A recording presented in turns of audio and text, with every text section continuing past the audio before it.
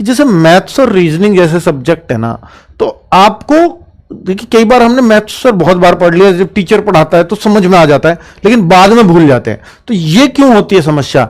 इसका सिर्फ एक ही तरीका है कि जब आपका टीचर मैथ्स पढ़ाता है ना आपको, तो उसके बाद आपको बुक से करने पर ही कॉन्फिडेंस आएगा। मैथ्स ऐसा सब्जेक्ट है, रीजनिंग ऐसा सब्जेक्ट है, इन दोनों सब्जेक्ट्स में ना प्रैक्टिस की जरूरत होती है बच्चों।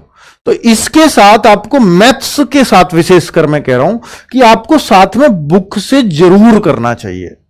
बुक आपको वो कॉन्फिडेंस देती है कि जो टीचर ने सवाल छुआ नहीं, चाहे वैसा ही था, पर बुक वाला हमने कर लिया, तो एक कॉन्फिडेंस आपके मन में पैदा होगा। और उसके जैसे अगर साइड बाय साइड कुछ और सवाल हो जाएंगे, तो जो मैथ्स का कॉन्फिडेंस आएगा ना, वो बुक करने से आएगा हमेशा। केवल क्लास के क्वेश्चन करने से या क्लास करने से कॉन्फिडेंस मैथ्स में कभी नहीं आ पाएगा।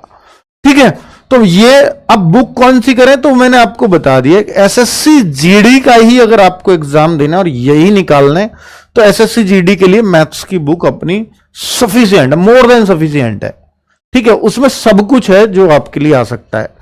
कि उसमें क्या बेस्ट कर सकते हो आप लोग, क्या उसमें इंप्रूव कर सकते हो, 10 से 12 नंबर अभी बढ़ाने का अगर कुछ क्राइटेरिया है तो वो क्या हो सकता है, तो वो मैं आपको बताने वाला हूं। तो वीडियो को स्किप मत करना, एक एक पॉइंट मैं आपको बताऊंगा जिससे कि आप लोगों का 10 से 12 नंबर बूस्ट हो सकते हैं, और ये रियल फैक्ट होगा।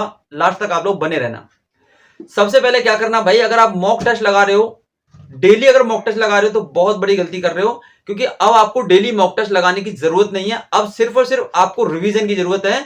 जितना भी अभी तक आपने पढ़ा है, जहां से भी किसी भी चैनल से अगर आपने तैयारी की है, आपने नोट्स बनाए हैं, तो आपको उनको रिवाइज करने की जरूरत है, ज्यादा से ज्यादा रिकॉल करने की जरूरत है।